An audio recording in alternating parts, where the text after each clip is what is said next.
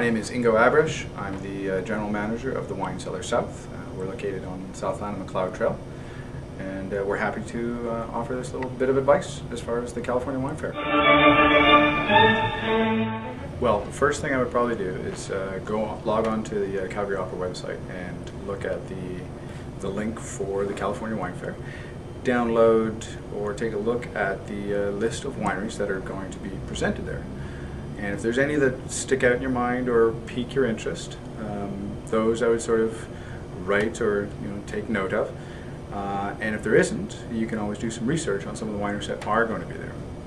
And then when you go down to the California Wine Fair on March 4th, maybe get there about 20 minutes early, 20-30 minutes early, and see if you can pick up yourself one of the brochures or the programs.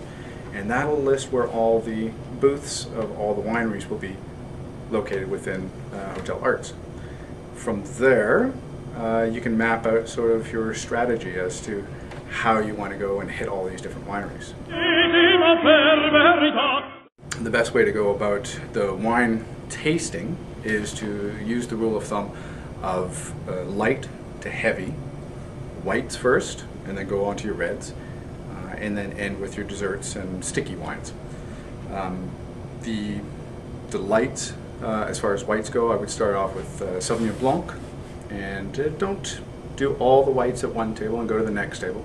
Start off with the whites at one table, the Sauvignon Blanc at one table, go to another table that you wanted to try their Sauvignon Blancs, and when you're done with all of the Sauvignon Blancs or the lighter wines, then you start working on your heavier wines, of your heavier Chardonnays or heavier white wines. Then graduate onto your reds, starting off, say, at Pinot Noir, working your way up towards Cabernet Sauvignon, Zinfandel, and then end off with some of the dessert wines that are going to be available there. As far as tasting the wines go, they'll be pouring your glass, and it's a little bit heavier right now, but what you want to do is you want to take a look at the color of the wine. You want to see if it's clear or cloudy. You want to take a nice sniff of the wine, give it a nice swirl, and then from there you want to just have a nice little taste of the wine. Now what you would do is you take a little sip,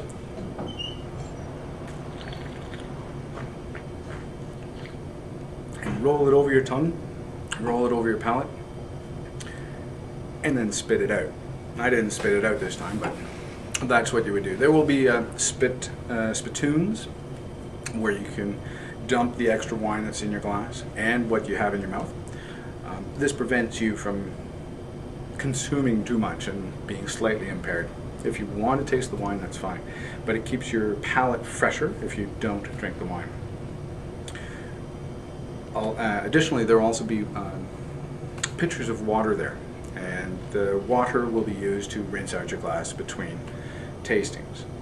Ideally, you don't want to rinse between every one of your tastings, because what you're doing then is for that next bit of wine that's added into your glass, it'll be tainted with a little bit, or it'll be diluted with water. So rinsing out maybe every third or fourth or fifth glass that you have, a sample of your glass, that'll be plenty. You don't have to do each and every glass. Thank you very much, and I hope you have a good time down at Hotel Arts for the California Wine Fair. And come down and visit us sometime over at the Wine Cellar South.